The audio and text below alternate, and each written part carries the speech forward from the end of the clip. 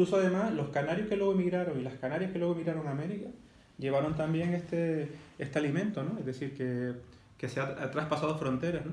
Porque además es un alimento muy interesante porque conserva los nutrientes, las proteínas y los minerales y las vitaminas que son necesarias y los hidratos de carbono que son necesarios. Es decir, que el coffee es un alimento que llena bastante, engaña el estómago, como dicen algunas personas mayores, pero es que además alimenta bastante, ¿no?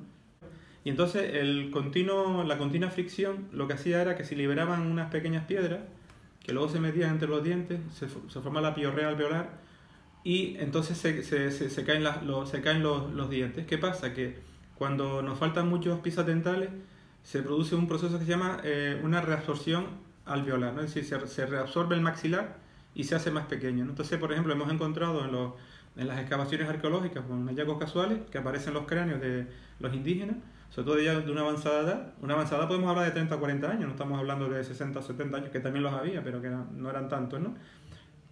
La esperanza de vida podía estar en eso, en 40, 30, 40 años. Te das cuenta que había mucha mortalidad infantil, que había también muchos nacimientos. Había muchos accidentes, porque en esta orografía que vivimos, que es bastante abrupta, ¿no? Es decir, los riscos, los barrancos, las laderas, pues había muchos accidentes también.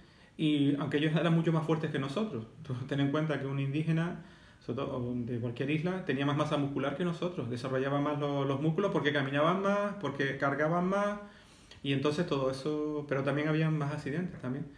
Se compensaba de alguna manera, ¿no? En una sociedad que, dependiendo si había un año de malas lluvias, de sequía, pues la cosecha se iba al traste, entonces tenían que consumir otro tipo de productos. No podían matar a todas las cabras o los cochinos o a las ovejas porque se quedarían sin alimento, ¿no? Entonces tenían que complementar la dieta. Dieta que no era igual para todo el mundo. La sociedad más, o esa parte de la sociedad que eran los nobles, que controlaban todo lo que era el control político, social, controlaban los medios de producción, porque incluso eran los que restablecían cómo se distribuía todo. Esta gente comía mucho mejor, por lo que se ha estudiado, comía mucho mejor, tenía más proteínas, sobre todo consumía más proteínas que la gente que eran pues los agricultores, los artesanos, lo que era el pueblo bajo, ¿no? Los trasquilados que hablan las crónicas, ¿no? Las fuentes en la historia. Y en ese sentido, pues complementaban, como ya digo, cuando había épocas de carestía, pues aparte de que lo consumían habitualmente, pero menos que la cebada, pues en épocas de carestía pues probablemente consumirían más este tipo de pescados o de mariscos, ¿no?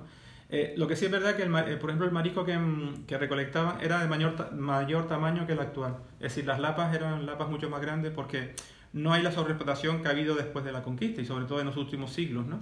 Donde cada vez las lapas tienen menor tamaño, ¿no? Y las lapas de ellos eran mucho más mayores, los erizos, los cangrejos.